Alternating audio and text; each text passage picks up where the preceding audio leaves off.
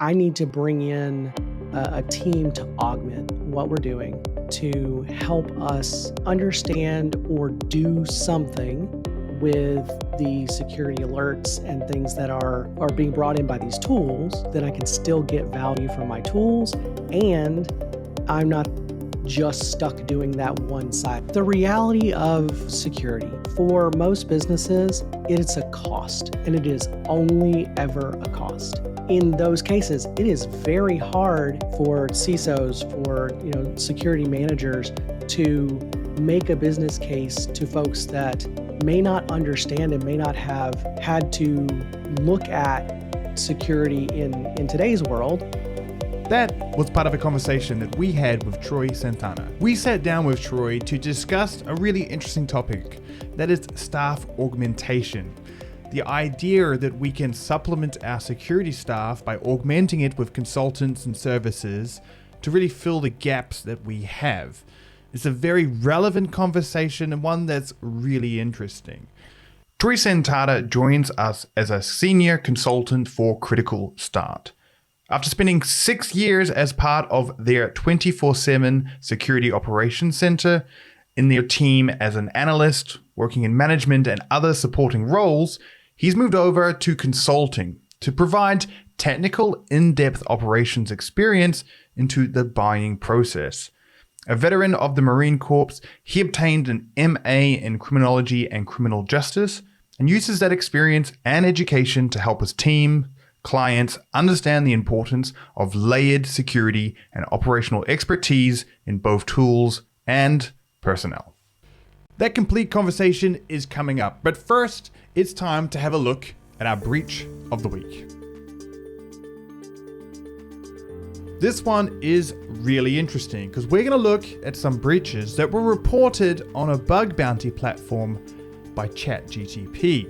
Yes, the AI chatbot that we've all become so well known for is making it back into the headlines. Now, we know when ChatGTP started out, it was producing some malware. I think this was quite well reported on, and there were some changes that, was meant to stop ChatGTP from being able to create, ransomware and malware and other malicious programs. But it turns out that actually, you can still trick it into doing that with the right amount of commands. Specifically in this section, we're going to be looking at some malware that was written at the instruction of a user named CodeBlue29. And actually, the use case behind this is really quite fascinating.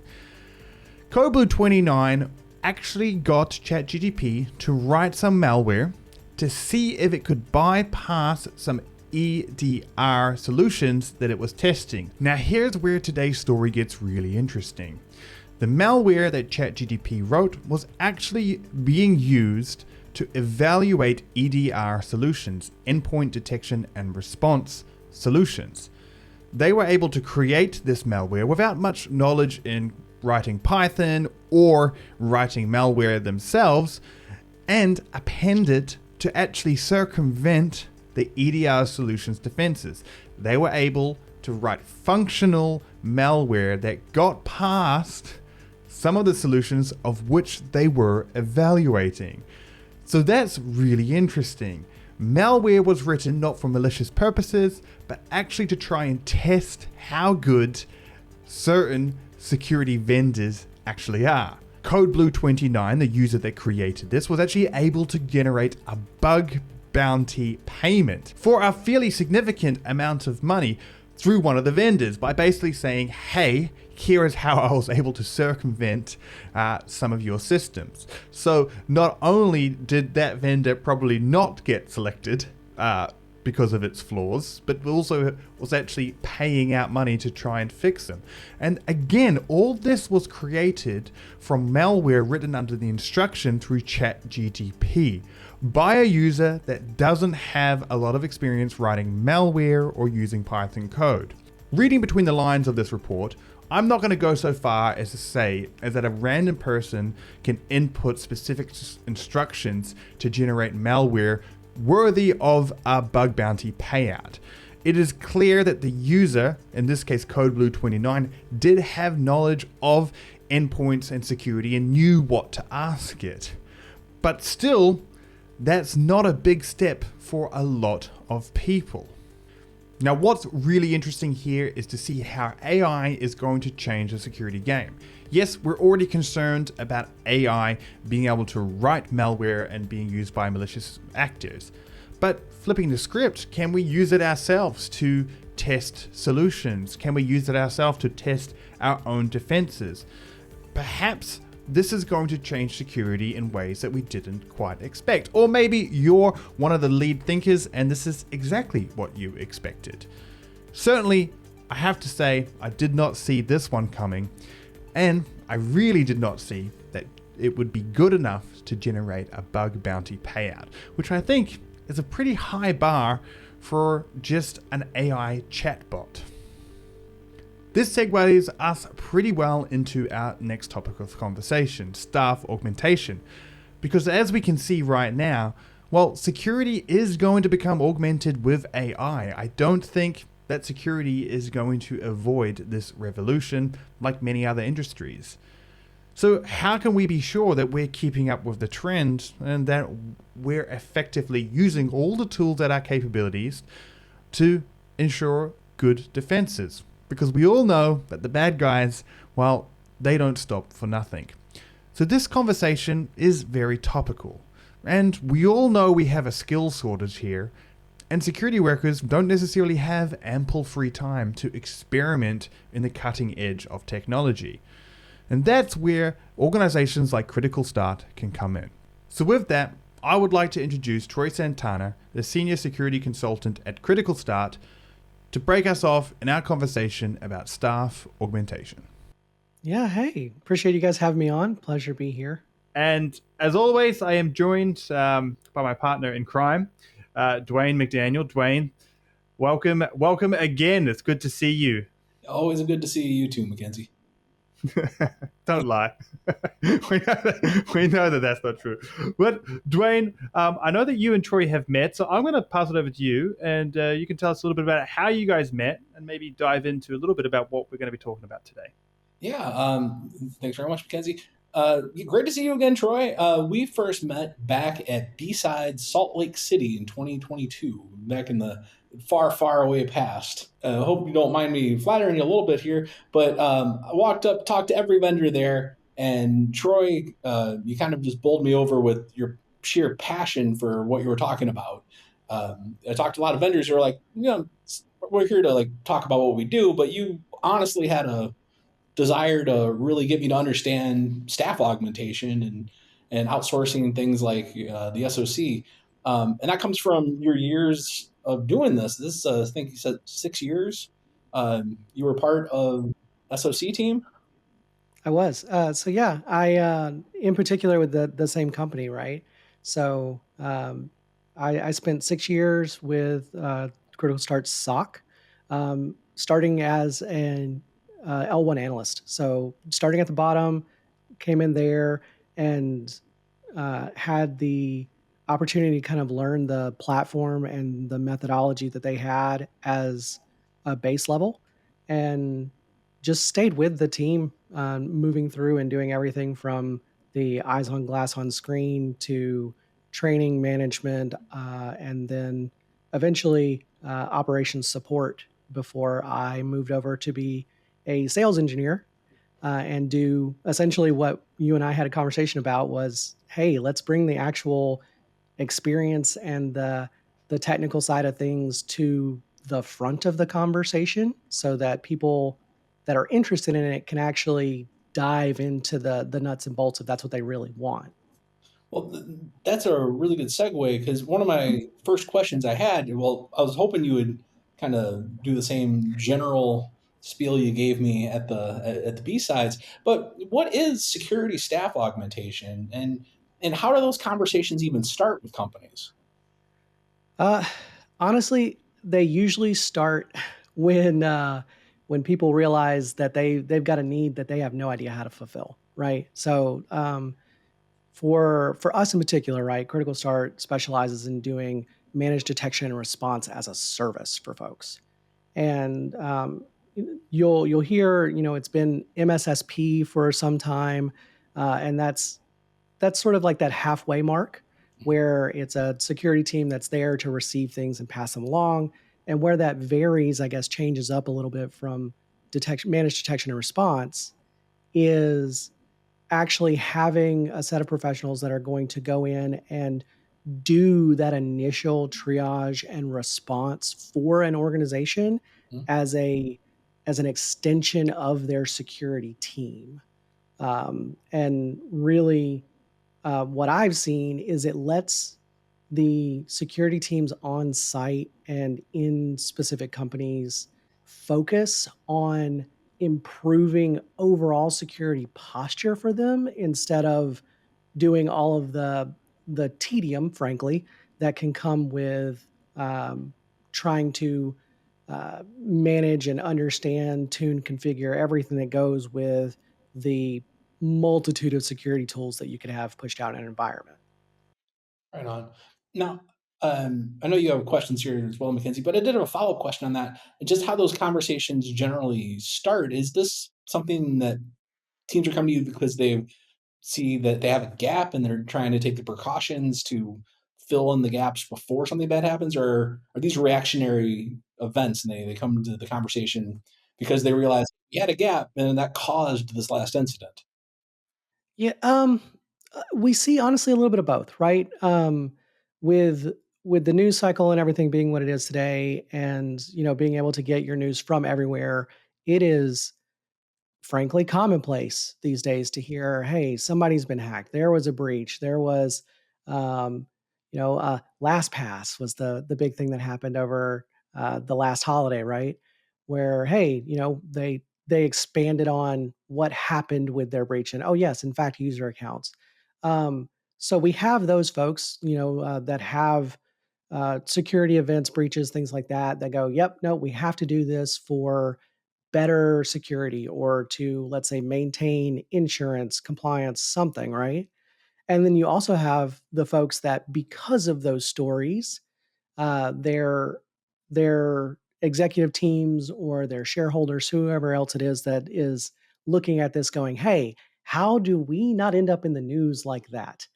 And they go, "Hey, let me look into it. We'll do it." And they go, "Great! Like let's put invest in some prevention here."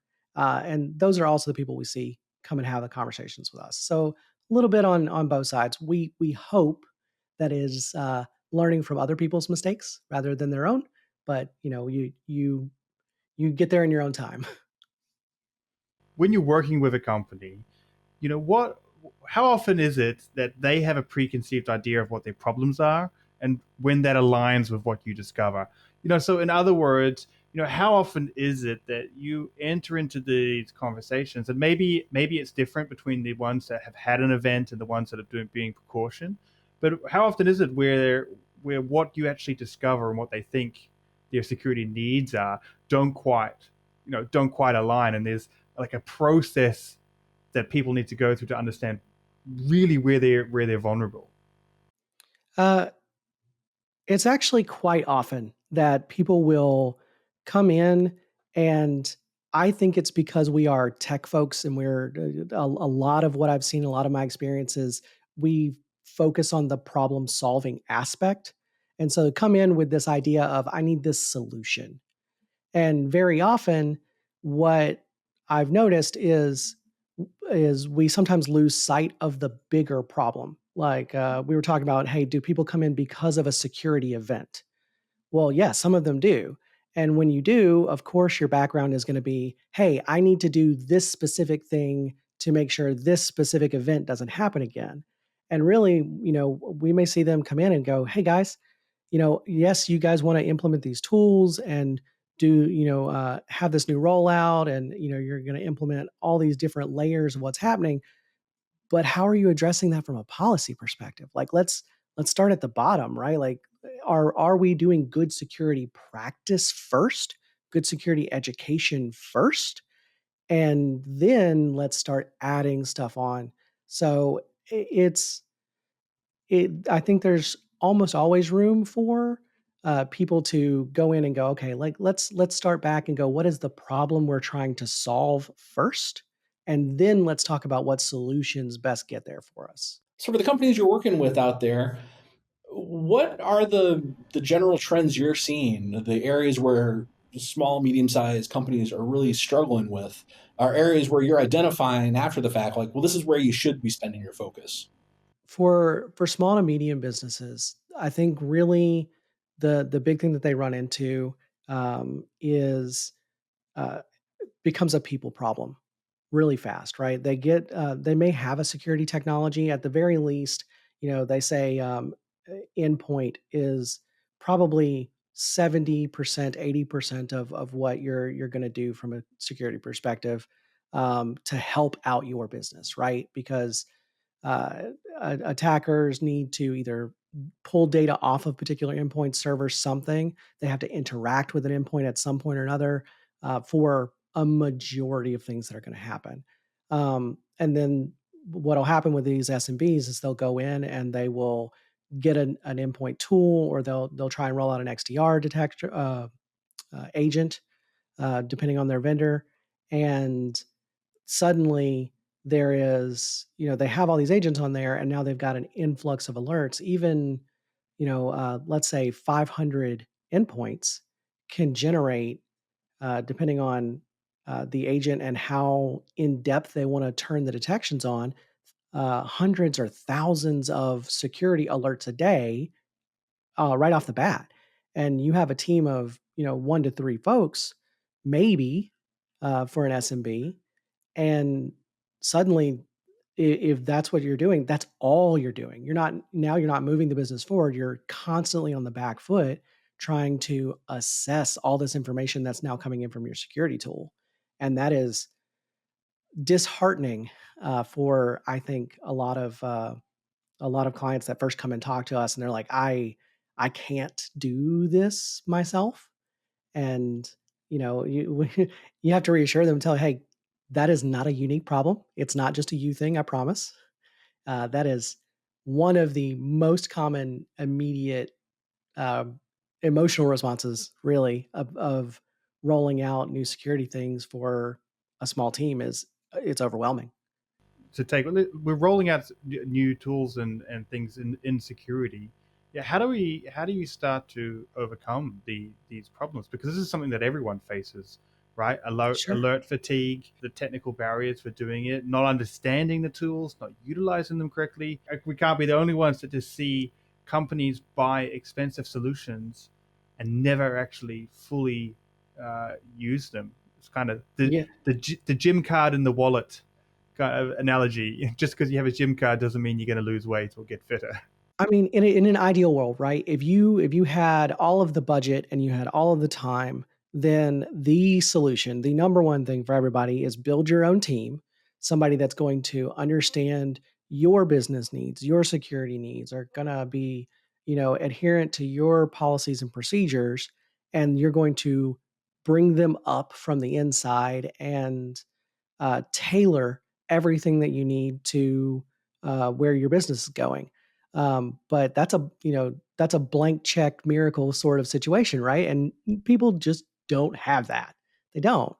But if they did, like, yeah, 100% do that solution. That puts me out of a job for sure. But that is, we're talking, best of breed security of what's going on. If we're being more realistic about it, very often, their first solution is tools, and we've talked about the problems with that of over inundation of alerts, and now that's your only priority if you're going to keep up with it. So that alert fatigue becomes its problem, and the opportunity cost of not being able to look at your security for your organization from a more holistic perspective because you're stuck.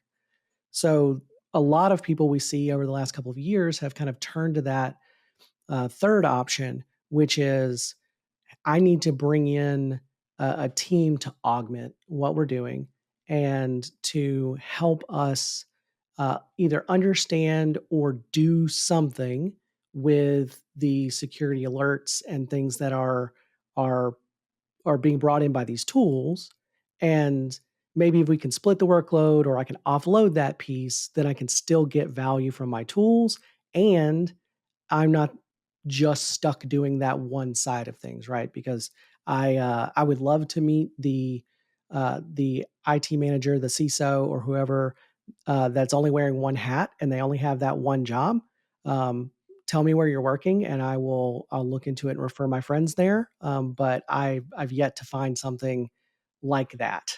So um, really, I think the business is really moving in that or I'd say the world is kind of moving in that direction of if you have a problem and there are professionals out there who can solve it, then it's worth your time to at least look into getting somebody who focuses on doing that, right?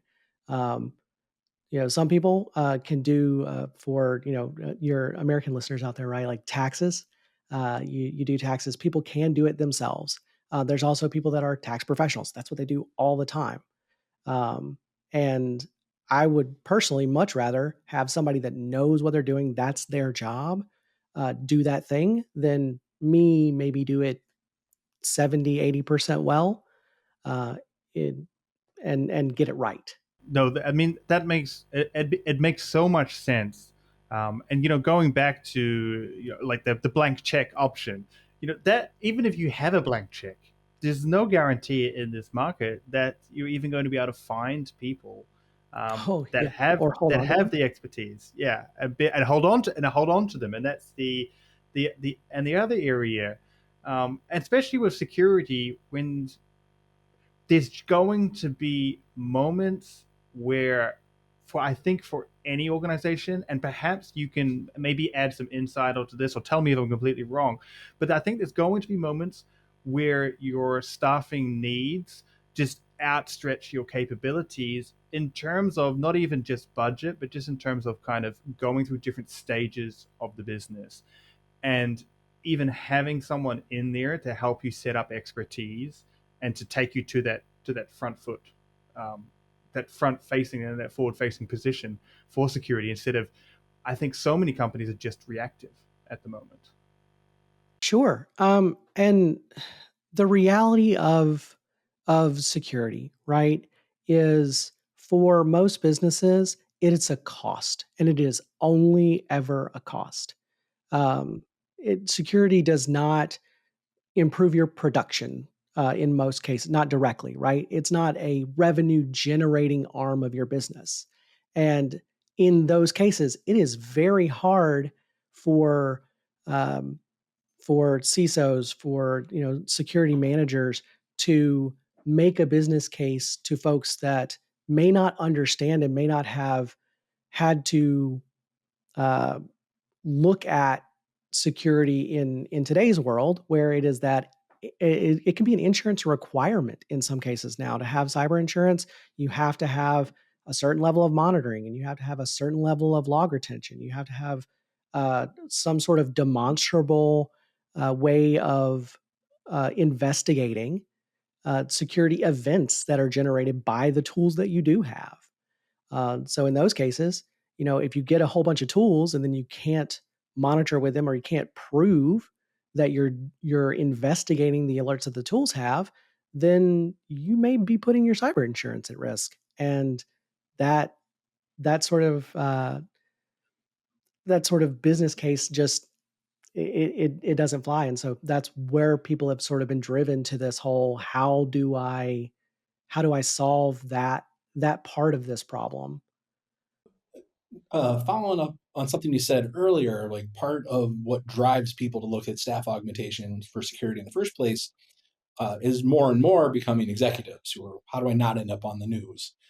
Um, I'm curious what data points they're looking for. I know as a security manager, they're probably have a different set of what success looks like metrics than someone sitting on the board of directors who only cares, did we get our insurance renewed or not? But at what level do you see that conversation happening? Like what proof points are you finding along the way? Sure. For CISOs, right? Like, so the whole idea of being able to have the security conversation at different levels. to say you're not going to talk to a CISO the same way you're going to talk to an analyst, right? Um, Most of the CISOs that I've had the pleasure of having conversations with will tell me, "Hey, um, great, your widget, your tool works this particular way. How do I prove that? How do I see that? How do I show it? Um, Give me a, I've got 50 different tasks that I need to do.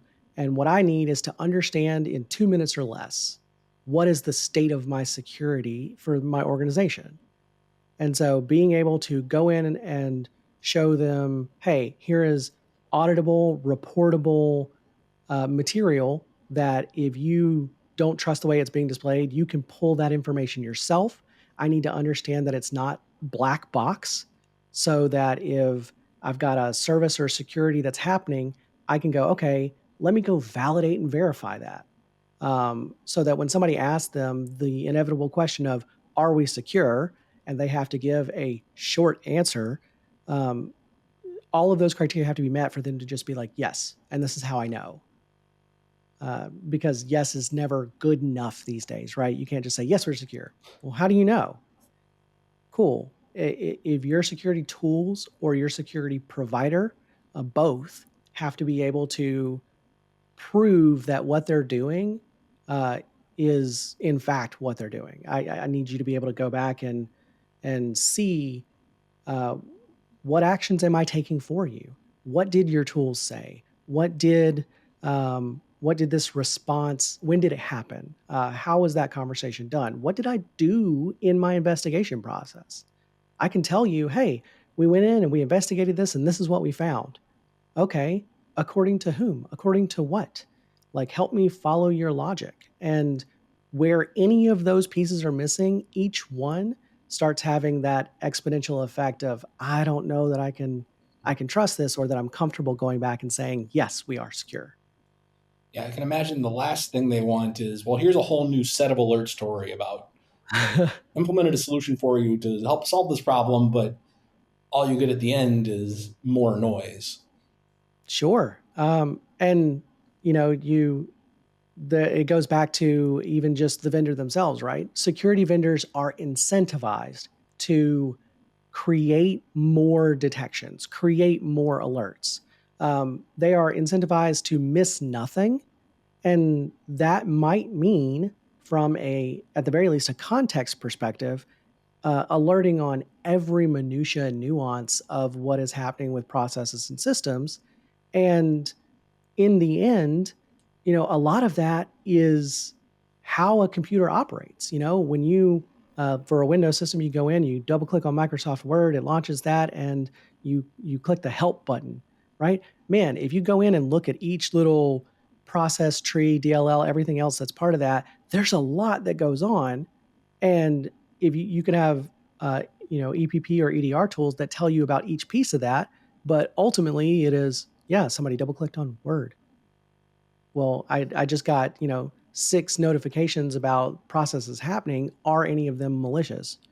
Well, if you get that, times 500 users, times, 10,000 users, that's a lot of just nothing that is taking up space. A lot of data versus information, right? Yeah, this is a problem I think throughout the industry of alert fatigue, which has come up multiple times here. It's one of the major problems when it comes to kind of maintaining your team and them being able to be effective. You need to have processes set up in place to be able to actually understand what are the alerts that you need to pay attention to and how do you find those out.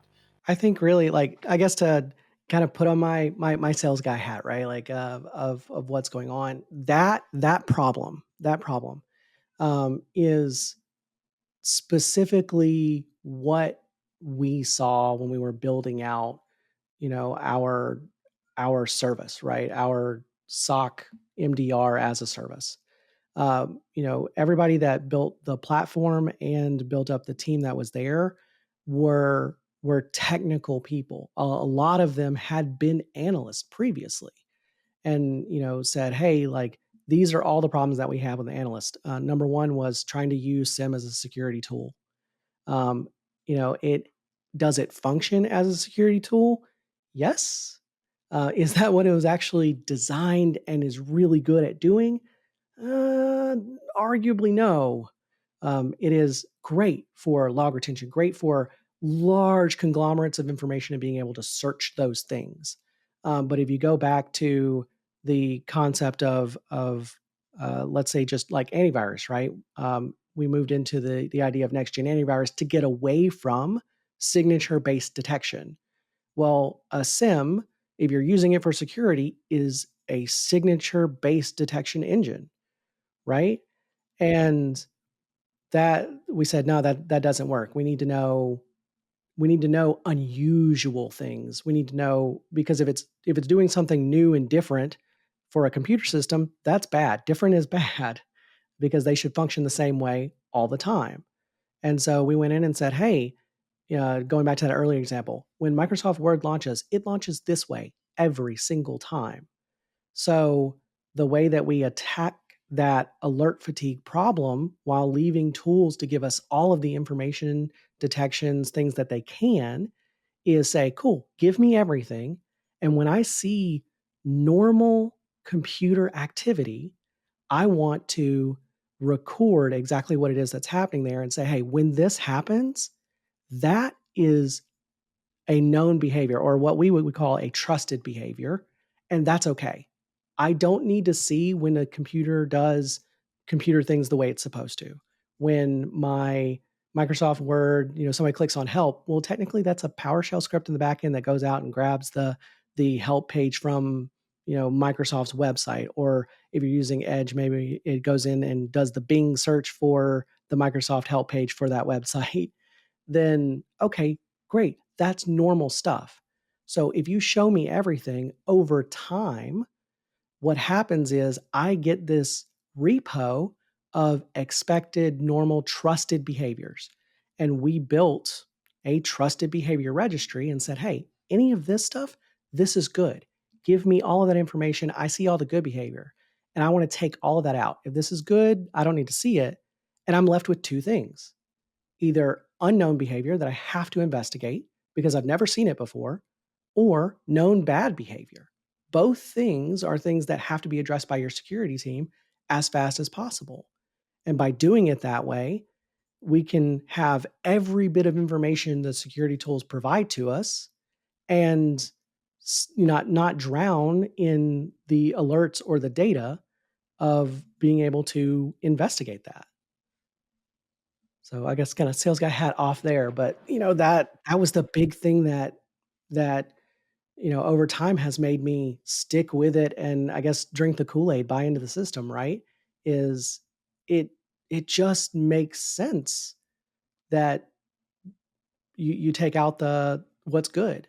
Um, and I have a background in criminology, criminal justice. That was kind of a passion of mine that I wanted to pursue and have took the time to do that. And one of my favorite things was doing forensics and counterfeiting.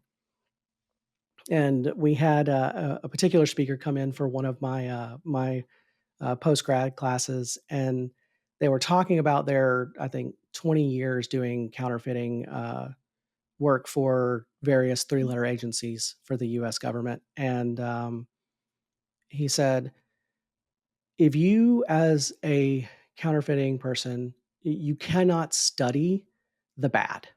You can't. You can't study fakes. The problem is you study a fake, and next week they come out with a new fake, and they come out with a new fake, and they come out with a new fake, and you're always on the back foot. So what you have to do, if you want to know what's real, study the real thing. There's a specific subset of real. So if we have paper money, there are exact prints of money that all of the specific details for. And if you know those things, if you know what good looks like, bad will stand out every time. And we took that perspective and applied it to computer security. And that is what has rung true for me. That was Troy Santana from Critical Start. Troy is going to be joining us again next week for our episode which we will discuss the SOC, Security Operations Center. Exactly what the SOC is, what it looks like, the operations that it performs, and how you can implement one in your organization, big or small. We look forward to seeing you again on the next episode of the Security Review.